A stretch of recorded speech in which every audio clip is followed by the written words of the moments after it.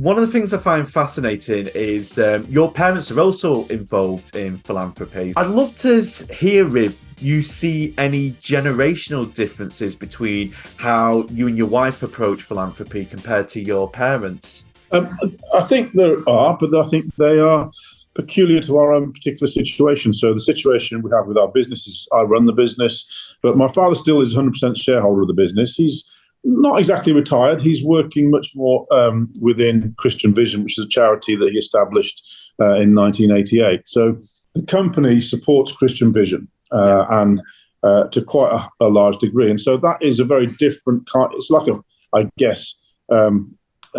much larger, much more well-established. It's a global charity. And so I feel like my role in building the business is I know that the better I build the business, the more we can support that. So my dad and Tracy, they are kind of very heavily involved in that. And there, money is less of an issue.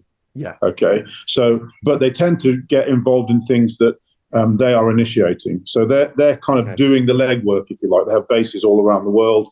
A lot of what they do is content production. It's again sharing the great good news of the gospel, but also linking that people that they help. They're able to link them into churches worldwide, provide help on the ground. So it's a link of a number of different things. Yeah. But they have bases all around the world that are doing that, and they're originating the content that they use in terms of how they proclaim the message via digital means, etc. So I guess Imagine the Day, which is a much smaller charity, sort of reflects, my wife, our own personal wealth, which is different in that sense to my father, but it's still coming out of the same desire, really, which is it's about speaking the good news of the gospel. And we tend to be more UK focused. Christian Vision is internationally and sort of globally focused, really. And actually, Imagine the Day and Christian Vision, we have collaborated on a number of different things. The roundabout answer is, we're doing what we have in our hands to do, what God's put on our hearts to do. Yeah. The same thing with my father. And, we have some involvement with Christian Vision, but fairly small, really. Yeah. But it's something that's still very close to our hearts because it's coming from our family. And it's something we fully and completely support. It sounds like there's a foundational difference, though, in terms of, the work that you're doing is very much kind of like, building relationship with leaders and kind of empowering them and, supporting them with what you've jointly been told God's speaking to you about. Where you mentioned your dad's kind of very focused on projects that have originated out of Christian Vision. He has a much more direct running.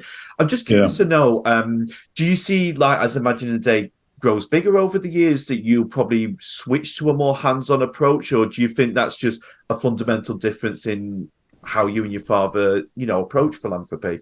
If I was in my dad's position, I would have done exactly the same thing. But actually, the thing that we've learned and the history that we have with Imagine the Day means that actually we've become quite good at sort of seed funding, not seeking to try and dominate something with funding, but try and seek to build something with seed funding, but also some help and networking different people who we've come across who we know are good, and you see what I mean? So now they still do that in Christian Vision. So they're not just an island. Within Christian Vision, there's, one of the things probably I would say has been a feature for them over the last 10 years is very strong, trying to build very strong links into churches. They have a resource, just forget the name of it now, but basically it's like a resource database almost of content that is freely available to different churches. So they're very strongly committed to the local church, because actually the local church is hands and feet in areas across the world. So it's even a large organization like that. It's about understanding what is your place, what is, why are you there, what are you doing, what's your sort of link in the chain, if you like. With regards to Imagine the Day, it's a very different style. It's developed into a very different style of working, and mostly because of we haven't funded it to the same degree as Christian Vision has been funded, but actually that then does mean that there are other things that you can do. Do you see what I mean? I do see what you mean. And it's up to nobody's going to do everything. Yes. You can't do everything. That's why when I said before that for people who are seeking to raise funding, you just got to accept that sometimes you're going to come across people who just don't see their thing as your thing. Yes. And that doesn't make them bad people. Yeah. And it doesn't make what you're doing bad either. It's just that we can't all do everything. Yes. And I think God's big enough to cope with that. Yeah. He can understand that. He's put us in a certain place.